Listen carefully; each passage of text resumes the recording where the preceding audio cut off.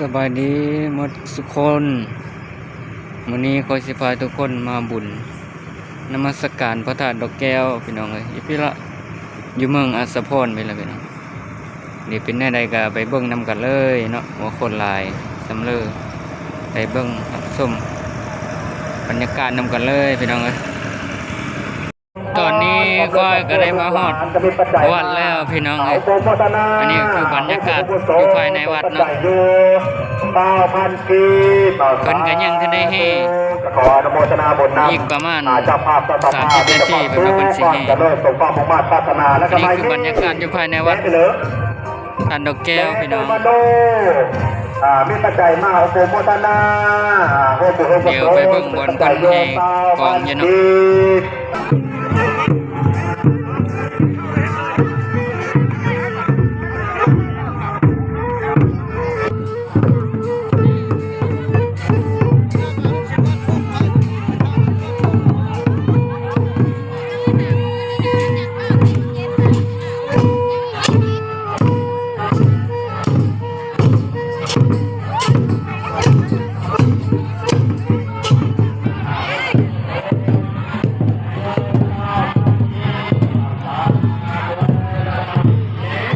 แต่ละท่าน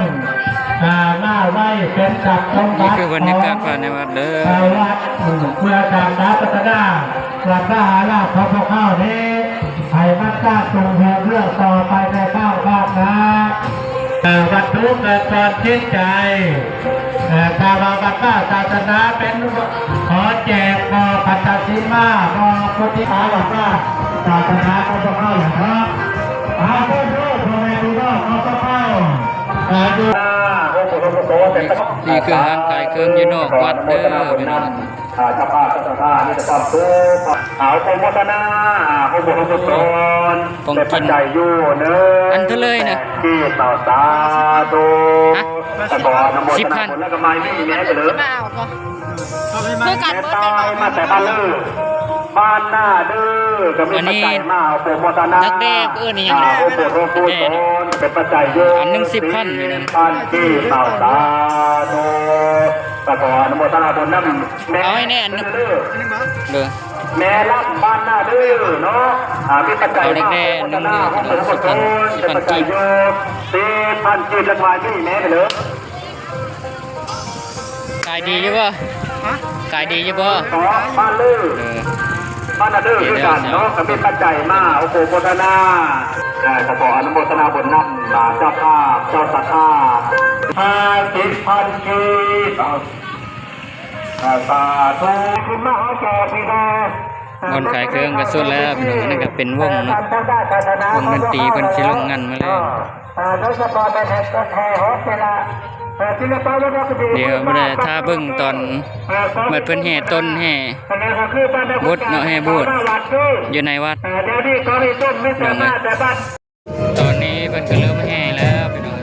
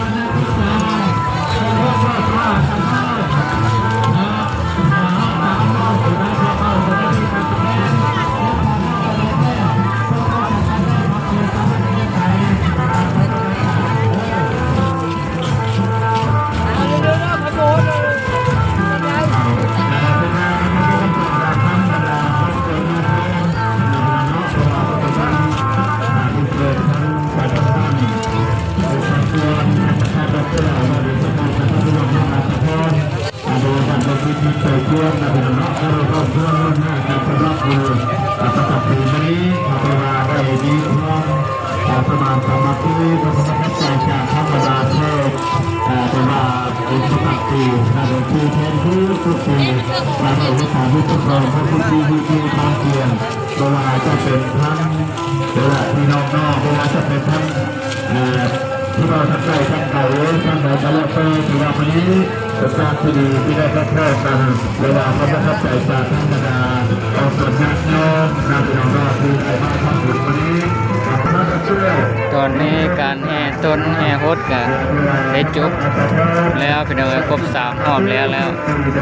ก็ไปก็อาจจะเป็นทางศาสนาเนาะคือฟังเทศน์ทางพระอาจารย์เพิ่นเนาะ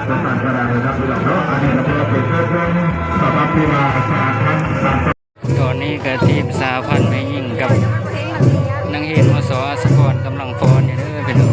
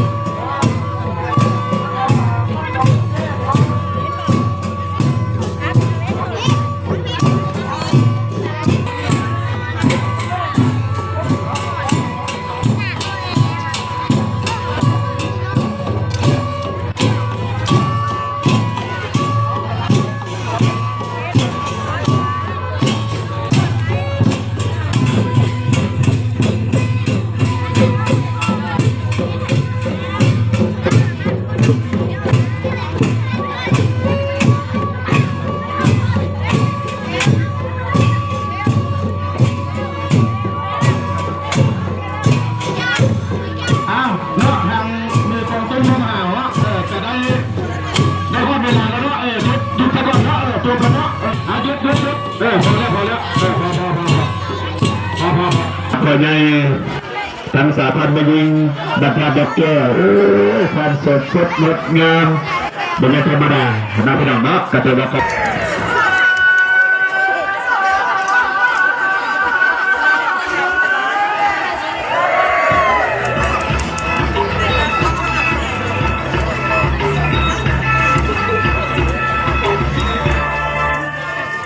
ประเทศลาวเป็นประเทศที่มีนำเสื้อศิลปะวัฒนธรรมที่เก่าแก่และมีหลายเผ่าชนดำรงชีวิตอยู่ห่วงการย่างเป็นทุกแผ่นแน่นหนาแผ่นดินข้ามเปลือกนี้แดนอัญมณีแห่งแหนทองมีเสียงแค้นเสียงกลองทางฮิตของประเพณีที่เป็นเอกลักษณ์ของแต่ละเผ่าเซนพักขวัญบุญจินเจียนบุญเตอและอื่นๆเหมือนดังทั้งก่อนที่ว่าประเทศลาวก่อนกี้หลายปีผ่านมามีห่วยน้ำผู้ผาประเพณีกล่าวไว้อายเอื้อน้อยแน่น้อยลายเท่าห่วงอุทธรทุ่งซาดลาวหงแจ้งจำปาบานเฮือหุงถูกเผาสนเพียบพร้อมน้ำพาสาพัฒนาเป็นสัญลักษณ์บอกไว้ภาษาเสื้อซาดลาวจิตใจขาวแจ่มแจ้งที่ของเทสูงทรงล้มสู่เหนือและใต้ทั่วแคว้นแดนลาวจำปาเอ่ย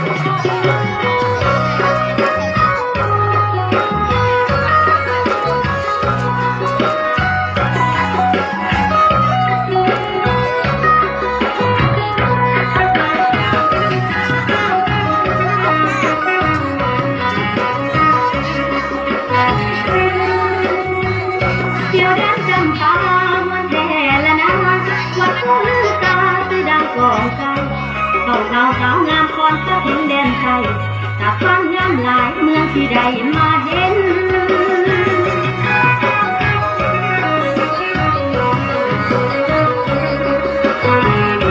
น้ำเสไหลล้อมน้ำคลองไหลลื่นเจ้าเทพพัดพื้นเจ้าดงสุขเย็นมีเทพมียายป่าวัดสาโดดเด่นจะลึกไว้เป็นมรดกล้ำค่า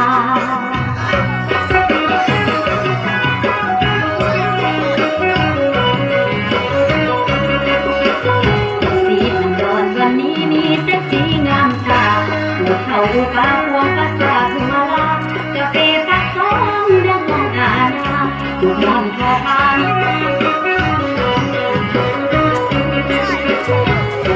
ลำสีพันดอนกับเสียงแคนแลนเตอร์ตำนานเก่าแก่แห่ภาษาบัดคิวเขาเหนียวจำเจ้าปากและเขาทักอีสูต้อนรับเข้าสู่แผ่นดินสู่กรรมฐาน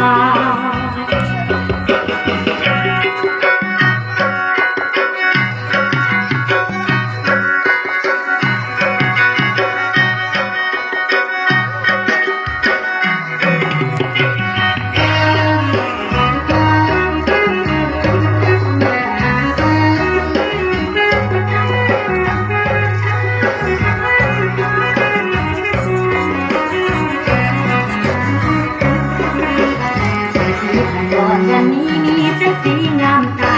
ภูเขาภูป่าพวงภาษาทุมาลากาแฟปักสองเรื่องของอาณาทุกมอนพอพามีสาระหนาว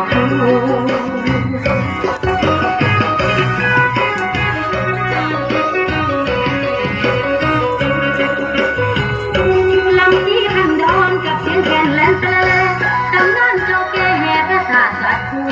เขาเหนียวจำเจ้าปากและเขาทักอีสูต้อนรับเข้าสู่แผ่นดินสู่กรรมฐงา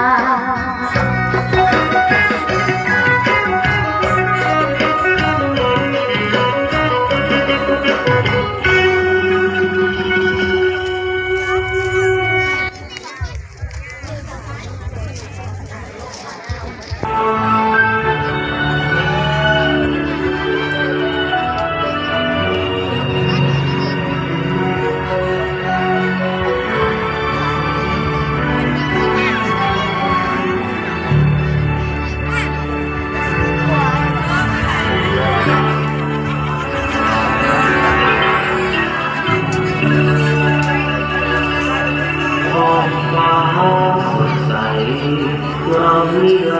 เมืองลาวเบิกบานแสงส่องประกายทุ่งเมืองอาบแสงสุรีมีพักนภาสร้างสารดงหังมีชาติลาวได้มี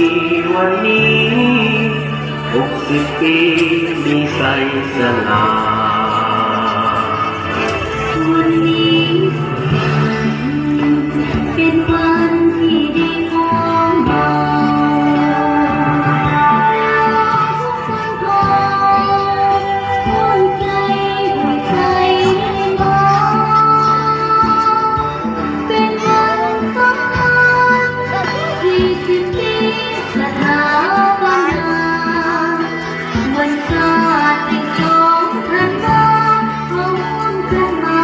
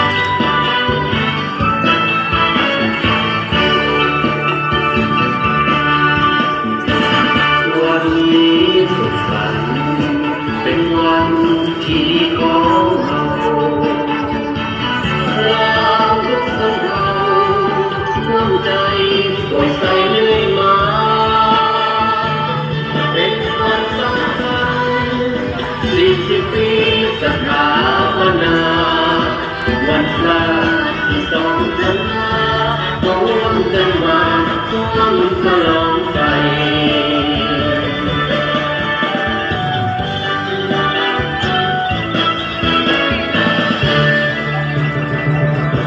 บุญสร้างหลวงขอทรงเมตใจในวันยิ่งใหญ่ของวันดุสาราขอให้มันคงยืนยงตลอดยืนยาวพวกเราสาวเราจะสักอยู่ตลอดไปที่กาลาการเมตตาบุญเรืองสุขสีคือแผ่นดินนี้เป็นของเราทุกคนร่วมกันสร้างสร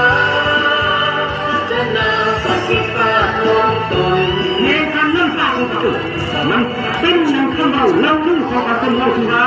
หัวเราซ้ำนั่งดุพุ่งแต่ตักในตากันหมดขอให้มันดี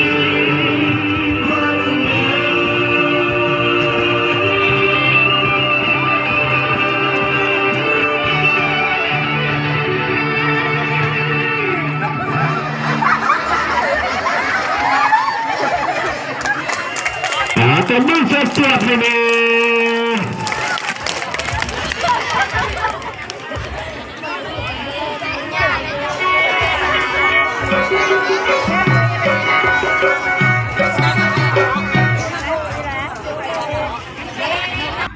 ตอนนี้ก็การฟ้อนของนักเรียนมศ.สะพอนก็ได้จบลงแล้วพี่น้องเอ้ยมานี่ค่อยก็ได้สิปิดคลิปลงแล้วขอบใจผู้ที่เข้ามาเบิ่งคลิปค่อยเนาะสำหรับผู้ที่เข้ามาใหม่ก็อย่าลืมกดติดตามกดกระดิ่งเพื่อแจ้งเตือนความลงคลิปหน้าเนาะคลิปหน้าขอให้ทุกคนเด้อขอบใจ กรรมการครับ